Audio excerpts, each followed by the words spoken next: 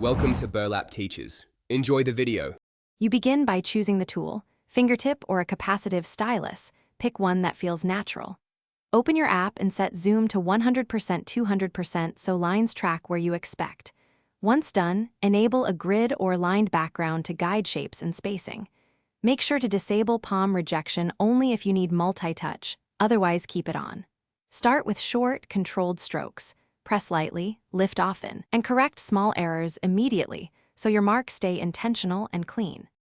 Now refine your technique by working in small segments. Use short, overlapping strokes to build curves rather than one long swipe because that reduces wobble. If your app offers pressure sensitivity or smoothing, set it to medium-high to balance responsiveness and stability.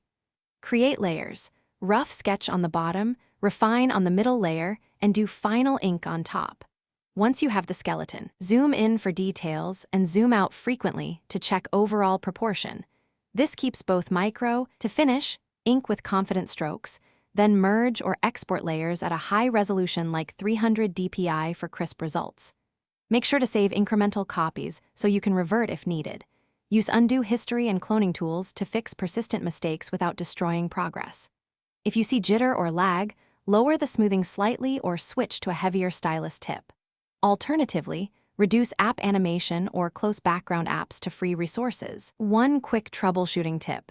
Restart the app if touch input behaves erratically. This often clears transient glitches. Thanks for watching. Consider subscribing if this video helped you.